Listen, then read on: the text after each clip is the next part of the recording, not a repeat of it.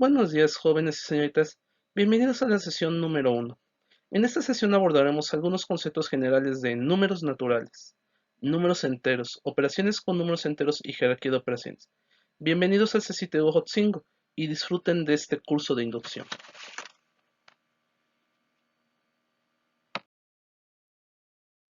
Ok, chicos. Comenzaremos por analizar lo que son los números naturales. Si observamos la diapositiva, nos daremos cuenta que nos dice: el hombre ha tenido la necesidad de contar desde su aparición en la Tierra hasta nuestros días. Para hacerlo se auxilió de los números 1, 2, 3, 4 y 5, a los que llamó números naturales, números que construyó en base al principio de la adición. ¿Qué nos da a entender esto, chicos? Que los números han sido una necesidad humana, que ha venido desde, digamos, los egipcios, pasando por los babilonios, los romanos, hasta nuestros días. Y es algo tan común hoy en día que nosotros a veces pasamos desapercibido este concepto. Continuando con el análisis de los números naturales, en esta diapositiva a mí me gustaría rescatar dos aspectos fundamentales. El primer aspecto es el que les voy a marcar aquí, que nos dice que los números naturales se cuentan normalmente sin el cero. ¿Esto por qué, chicos? Bueno, dependiendo del área de la aritmética o el área de las matemáticas o la ciencia en la que se esté trabajando, el número cero, a pesar de que es cero, tiene un valor. Y este valor representa lo que es la ausencia de los números. No quiere decir que este número no exista, simplemente representa ausencia de los números o cero, como normalmente nosotros lo manejamos. Sin embargo, existe a veces la confusión cuando ponemos esto en un conjunto, que esto representa los cero o que esto que está con esto es igual. Pero la realidad es que esto es falso. ¿Por qué? Porque cuando nosotros representamos esto dentro de un conjunto, estamos representando lo que se llama conjunto vacío, o sea, aquí no hay nada, ¿sale? Pero no quiere decir que esto signifique cero, porque cero como tal es un número, y al ser un número, pues tiene un valor, ¿y cuál es ese valor? Cero, ¿sale? Es importante que esto lo tomen en cuenta a la hora de trabajar con el concepto de números naturales y no vayan a querer representar el número cero con un conjunto vacío porque no es lo mismo, ¿sale? Esa es una de las primeras razones. ¿Sale? Aunque el cero no se tome en cuenta dentro de los números naturales, va a depender del área de estudio. ¿Sale? El otro aspecto importante que también deben de considerar al hablar de números naturales es que los números naturales o el conjunto de números naturales es ordenado e infinito. Recuerden que los números naturales básicamente representarían un como conteo, ¿no? Entonces, si nosotros representamos dicho conjunto, vamos a empezar con el número 1. Luego vamos a comenzar con el número 2, el número 3, el número 4. Y así lo vamos a hacer haciendo sucesivamente hasta donde nosotros queramos o hasta el infinito. ¿Sale? Entonces, este conjunto de números que van desde el 1 hasta el infinito sin incluir el 0 se van a llamar números naturales. ¿Sale? Los números que van desde el 1, el 2, el 3, el 4, el 5 y 6 hasta el infinito. ¿Sale? Entonces, es importante que recuerden estos dos aspectos. Independientemente de lo que nos dice aquí, tenemos que recordar dos cosas importantes. Primero, que se cuentan normalmente sin el 0. Y segundo, que el conjunto de los números naturales es ordenado e infinito.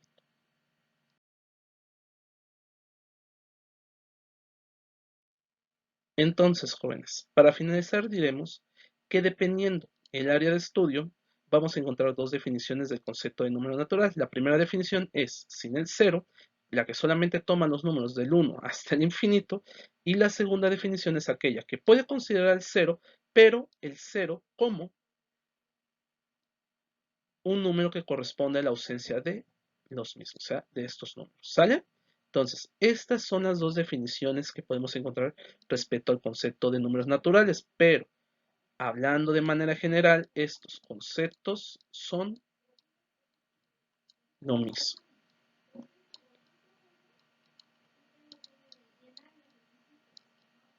¿Ok, jóvenes? Entonces, con eso terminamos la primera parte que son números naturales. Cuando hablamos de números enteros, Estamos hablando de aquel conjunto de números que va a contener a los números naturales, al elemento neutro, que en este caso es el cero, y a sus opuestos que son los números negativos. Aquí no tenemos que hacer tantas acotaciones porque realmente no es un concepto diferente o desconocido para ustedes. Lo único que deben de tomar en cuenta es que mientras que en los números naturales vamos a contar en una sola dirección hacia el infinito, en los números enteros podemos contar en esta misma dirección, pero también podemos descontar en la dirección contraria hacia el menos infinito. ¿Ok, chicos? Eso es lo único que tenemos que conocer en cuanto al concepto de números enteros. Pasemos al concepto de operaciones con números enteros. Cuando hablamos de la suma de números enteros, estamos manejando un concepto que a veces suele confundirse con muchas cosas. Es importante, chicos, que cuando ustedes trabajen con operaciones consideren sus propiedades, ¿sale? Y una de las propiedades de la suma es la que maneja en esta parte de aquí, que la suma o adición de números enteros solo se puede efectuar si y solo si los signos de los números son iguales. ¿Qué significa esto? Que a la hora de efectuar sumas tenemos que verificar que los signos de toda la operación sean iguales.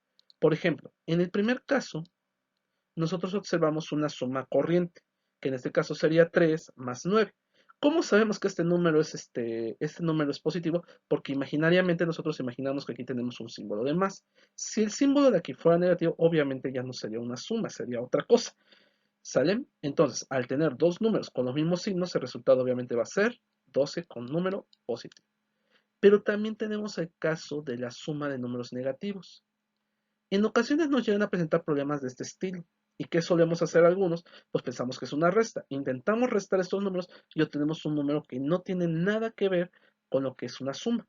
¿Sale? Pero en realidad, si los números, si estamos hablando de números enteros, vamos a tener números positivos y vamos a tener números negativos. Entonces, en este caso, podemos sumar números positivos con números positivos y podemos sumar números negativos con números negativos. Entonces, cuando nosotros nos encontremos esta situación, pues sencillamente vamos a sumar los números, aunque pareciera una resta. Entonces tenemos menos 5, menos 1 y menos 3. El resultado obviamente aquí va a ser menos 9. ¿Sale? Cuando trabajamos con la resta, estamos hablando de una propiedad totalmente opuesta a la suma, porque obviamente la resta vendría siendo la operación inversa a la suma. ¿Sale? Aquí también es importante tomar en cuenta ciertas propiedades. Mientras que en la suma se puede efectuar al tener dos valores iguales, en la resta no es tan necesario, porque si tenemos un valor diferente, por ejemplo, aquí tenemos positivo y aquí tenemos positivo, es un ejemplo, ¿no? Al efectuar la resta, por ejemplo, aquí tenemos más 9 menos 7, lo que es la diferencia o el resultado de esta resta va a conservar siempre el símbolo del mayor, ¿sale? Entonces, este sería el primer ejemplo. En el ejemplo de abajo tenemos la misma situación, tenemos un número positivo que está restando a un número negativo. En este caso tenemos más 3 y menos 4. Si ustedes son observadores, al hacer la resta, vamos a tener como resultado no un número positivo, sino un número negativo. ¿Por qué? Porque el valor, en este caso el sustraendo, que es mayor o negativo, va a tener como resultado menos 1. ¿Sale? Es importante que tengan en cuenta esto, porque a la hora de trabajar con jerarquía de operaciones nos podemos confundir. Y si no tomamos en consideración estos aspectos, podríamos realizar una operación de manera inadecuada y por lo tanto errar o tener un resultado equivocado. ¿Sale? Ok, chicos, suerte con este punto. Pasemos al siguiente. Cuando hablamos del caso de la multiplicación, chicos, hacemos referencia a un número o una cantidad que puede ser representada varias veces. En este caso, ese número de veces va a depender del número por el que se esté multiplicando. Un ejemplo claro lo vemos aquí. Si vemos, por ejemplo, la clásica multiplicación, 4 por 3, vamos a estar haciendo referencia a que nosotros vamos a sumar 3 veces el número 4, obteniendo como resultado 12. O bien, cuando hablamos de la multiplicación 3 por 4, estamos hablando que vamos a sumar 4 veces el número 3 para obtener como resultado también 12. Básicamente, la multiplicación es lo que muchos maestros les manejan desde la primaria, que es como una suma abreviada, pero que en vez de, por ejemplo, si yo multiplico 4 por 8, en vez de hacer 4 más 4 más 4 más 4, así, hasta 8 veces, lo único que yo hago es simple y sencillamente representarlo bajo este símbolo. ¿Sale? 4 por 8 es igual a 32. ¿Sale? Eso es básicamente el concepto de multiplicación. Ahora, solamente consideren que la multiplicación puede ser una cruz, un paréntesis o un corchete dependiendo del tipo de operación que estén realizando. ¿Sale? Eso es lo que debemos de considerar cuando hablamos de multiplicación.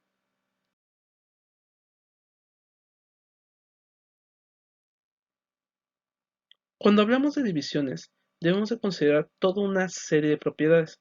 Una de las primeras es la que les marco en esta parte.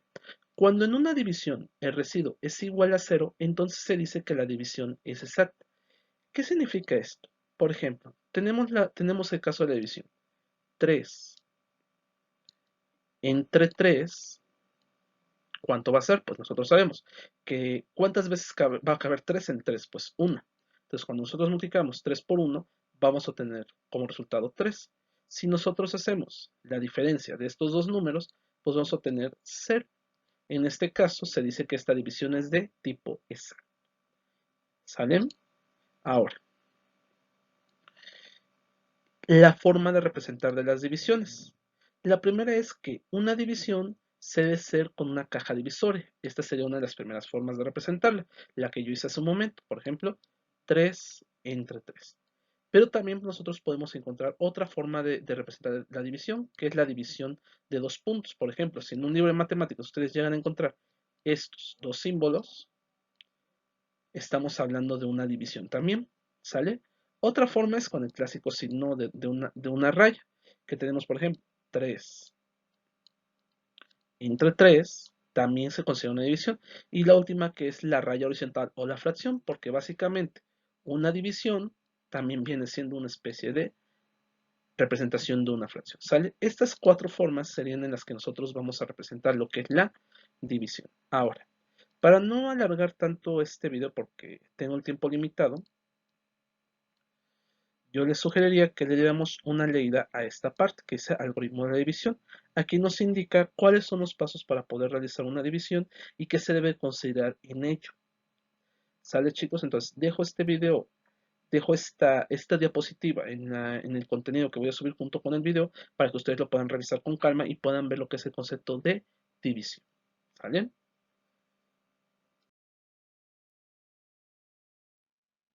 Hasta ahora solamente hemos analizado algunas propiedades básicas de las operaciones.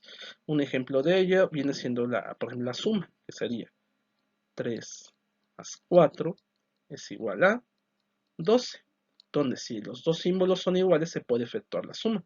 O en el caso, por ejemplo, de la resta, ¿no? Que, que aquí los símbolos pueden ser diferentes, pero con la propiedad de que el resultado, lo que es el sustraendo, va a conservar el valor del de mayor cantidad. En este caso, por ejemplo, es menos 4 va a ser igual a menos 1. Ahora, ¿qué característica común tienen estas dos operaciones? Pues es muy sencillo, no identificarlo. No es necesario hacer nada más que la operación directa. Por ejemplo, si yo tengo 3 más 12, simple y sencillamente voy a decir que el resultado va a ser igual a 15. Y el resultado y la operación se realiza de manera directa. ¿Sale? Pero yo les hago una pregunta a ustedes.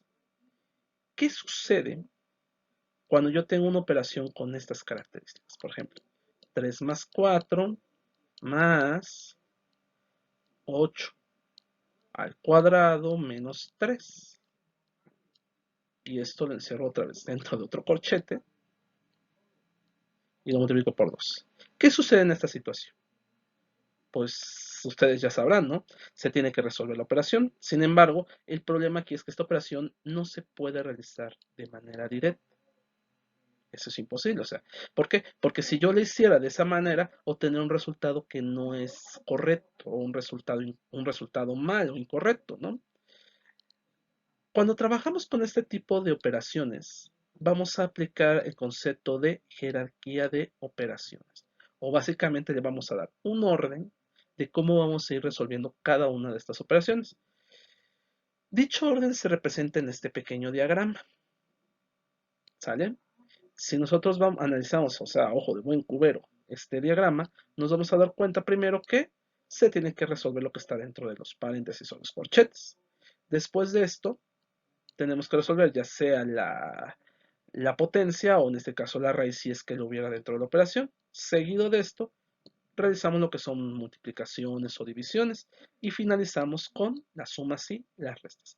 Claro, este cuadro solamente lo muestra o lo ejemplifica de manera general, pero de hecho sí existe un orden de cómo se deben ir realizando dichas operaciones. En la siguiente diapositiva vamos a analizarlo un poquito más a fondo y en la última diapositiva vamos a ver algunos ejemplos donde ustedes pudieran aplicar lo que es el concepto de jerarquía de operaciones.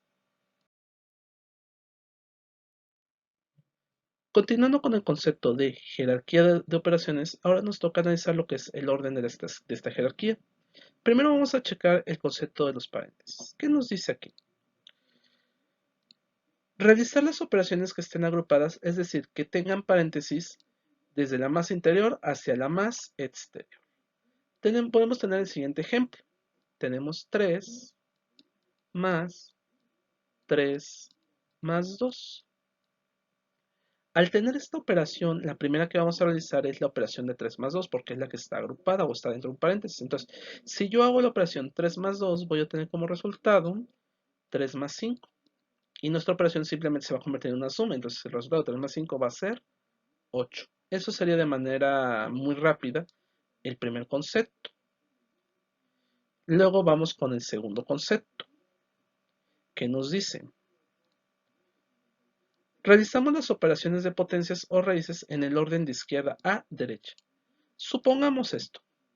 Tenemos una operación parecida a la anterior.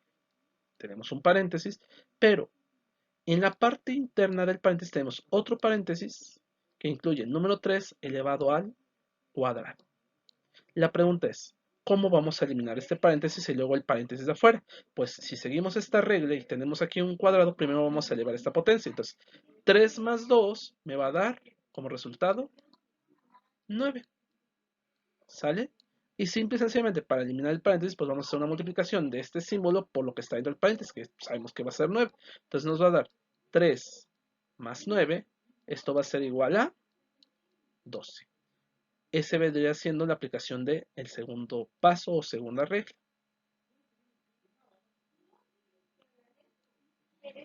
En la tercera regla, o en el tercer paso, nos dice, siguiendo el orden que tenemos que realizar las multiplicaciones y divisiones en el orden de izquierda a derecha. Supongamos el caso, por ejemplo, tengo igual 3 más 3 por 2. Sí, creo que sería ese. Y aquí de este lado le hago una suma. Aquí tengo igual 3 por 2.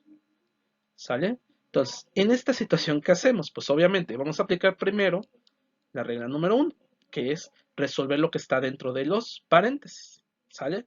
Y luego vamos a aplicar el punto número 3. El segundo no lo podemos aplicar porque obviamente aquí yo no tengo nada elevado al cuadrado. Entonces es básicamente hacer las multiplicaciones y luego los resultados sumárselos a 3. Entonces sería 3 por 2, ¿cuánto nos va a dar? 6. Más 3, 3 por 2, me va a dar 6. Aquí ya estamos aplicando dos reglas, ¿no? Al mismo tiempo estamos resolviendo lo que está agrupado y estamos resolviendo de izquierda a derecha lo que está, las multiplicaciones que se están aplicando. Entonces tenemos 6 más 3 me va a dar 9, más 6 me va a dar 9, 10, 11, 14. Y ese sería el resultado de esta operación o de la aplicación de la tercera regla. Y yo creo que la cuarta, pues no es muy necesario explicarla, ya que si nosotros ya resolvimos las operaciones, simplemente lo que hacemos es las sumas o restas en el orden de izquierda a derecha. En este caso solamente tengo puras sumas, entonces lo realizo de izquierda a derecha. Un ejemplo contrario sería este, ¿no? Que en vez de que aquí yo tuviera una suma, tendría una resta. Y aplicamos lo mismo, 3 por 2, 6, más 3 menos 6, ¿sale? Y pues obviamente primero hacemos la suma, 6 más 3 me va a dar 9, y luego le restamos 6 y el resultado de esta operación sería 9 menos 6 sería igual a 3. Entonces, de esta operación grande nosotros llegamos a este resultado. Básicamente esa sería la aplicación de la jerarquía de operaciones y cómo podemos ir eliminando corchetes o paréntesis para ir resolviendo diferentes operaciones de mayor o de menor grado de complejidad. Finalmente, chicos, aquí tenemos el último aspecto, ¿no? Cómo realizar las operaciones con signos de agrupación. Y aquí les dejo algunos ejemplos que pues pudieran analizar para que tengan una idea más clara de lo que es la jerarquía de operaciones. Por mi parte sería todo, chicos. Estas son las referencias que ocupé para construir estas diapositivas. Espero que esta pequeña explicación les sirva como introducción para lo que se va a trabajar durante la clase el día de hoy. Muchas gracias y bonito día, chicos.